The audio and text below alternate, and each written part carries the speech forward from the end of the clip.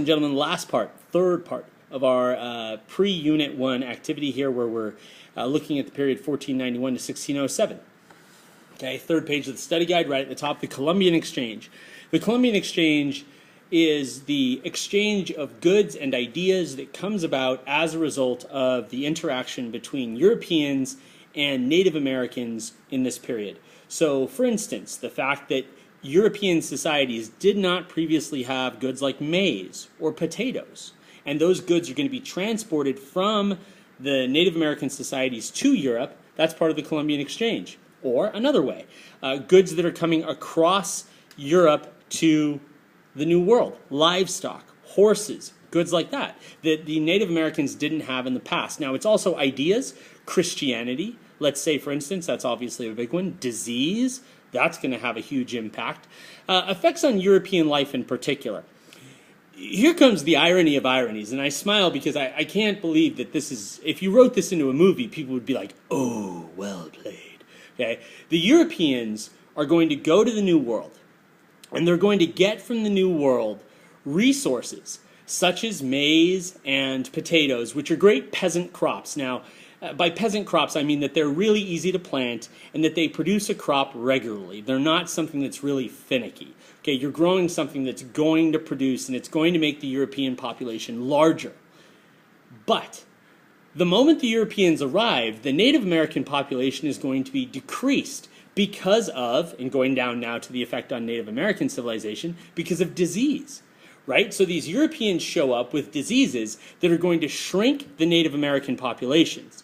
But Europeans are going to get from the Native Americans resources that are going to make the European population expand. So at the exact moment that the Native American population is shrinking, the European population, which is now going to be used to sort of inhabit Native America, is expanding. And so by the exposure to each other, the Native American civilization is kind of being, and the European civilization is being, if you will, with those two noises. So the effect overall isn't just that. Obviously, there's going to be the introduction of Christianity and changing Native American life there. Europeans are going to be introduced to syphilis. How did that happen, Holliday? Well, think about it, folks. If you need help, ask a friend, okay, or take a health class. That would help you. Okay, Europeans are going to, over the course of time, be exposed to a lot of really desirable goods such as tobacco and sugar and coffee and things like that they didn't have before. Okay.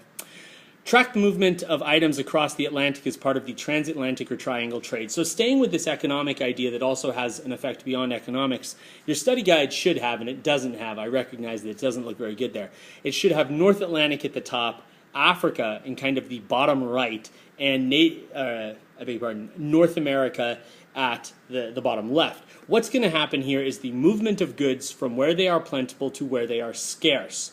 So, for instance, we are going to take money and resources and guns and alcohol and take them from Europe to Africa, where we are going to buy slaves. More on the slave trade in a moment. And we are going to buy them in Africa because that's where they're plentiful. We're going to pay a low price in that sense, relatively speaking. We're going to move those African slaves across the Atlantic. We are going to move them. Something just fell literally off the side of the wall, and I am kind of skittish. And I was like, whoa, freakish. Sorry. Okay, we're going to move those African slaves across the Atlantic Ocean and bring them to the Americas, where they're not plentiful, and therefore the price of them is going to be high. Those African Americans are going to be used primarily in places like Brazil and the Caribbean, but also in North America as slaves on plantations. What are we going to grow on those plantations? Well, cash crops. Goods like tobacco, sugar, indigo, rice. Those goods then are going to be taken from where they are plentiful, North America, and moved to where they are scarce, Europe. And you're going to move those goods there and then sell them in Europe, perhaps as raw goods, maybe as refined goods. Maybe you're going to take your sugar and make rum. Maybe you're going to take trees and make furniture and sell it back to people living in America. Either way, you're going to make a huge profit. And then you spin the system again.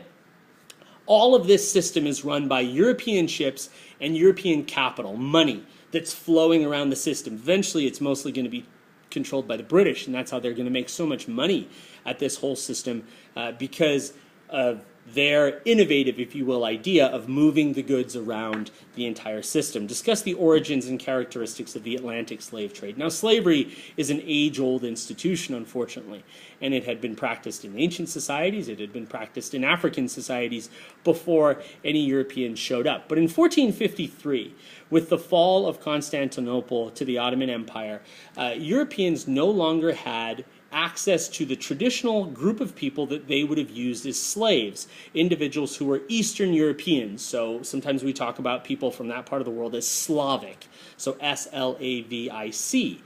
That's where we get that word slaves, S-L-A-V-E-S, right? Not that you needed me to spell slaves right there, but hey, I did. Okay? So that's the initial source of slaves. When that dried up, Europeans began to look elsewhere. Around the same period of time, the Portuguese and the Spanish began voyages of exploration and almost voyages of sort of looking around along the west coast of Africa, bringing them into contact with native tribes there. A lot of those native tribes, as a result of war, had individuals who had been enslaved, and they were willing to sell those slaves to Europeans. So the initial use of the Europeans is going to be those cash crop goods across the Atlantic. The most lucrative good by far is sugar. So the plantations of Brazil and Barbados and Jamaica are going to be absolute rough conditions. The average life expectancy for a slave in those places is less than 1 year. The profit margin on sugar is so large that you can literally work someone to death and still show a profit. Compare that, say, to tobacco. By the time the tobacco boom is sort of let down by the 1660s and 1670s in Virginia, the cost of a slave was incredibly high in relation to the amount of work you had to get out of a slave. And I know I'm talking about slavery here, and I'm trying to just make it in economic terms. Please don't think that that's in any way me being less than economic about it. It's a horrible institution. It's the way they viewed it, though. Economically, that's the way they justified the actions. What's the characteristics of it? Well, slaves would be bought in Africa. They would be transported through what was called the Middle Passage in abject conditions on boats where they were generally tied together and planked in groups, and they would arrive in the Americas and be sold. And in many instances, they would be sold out of tribal groups and out of family groups in order to make them less likely to kind of have the bonds of humanity. Because in doing so, you're less likely to think of escape or of rebellion. And that's the nature of that. The culture created from the merging of the two societies becomes really a blend of things. There's going to be a strong African influence, obviously, that remains, but there are going to be adopted institutions from both European and American civilizations as well. You can see Christianity eventually become part of the slave culture, as well as European institutions of dress and of culture, of society as well, that really blend into what what African American societies are as a result of that interaction. Okay, so this is our first unit.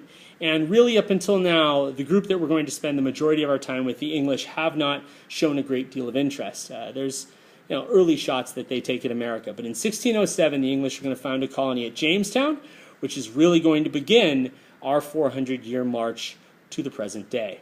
Have a great day.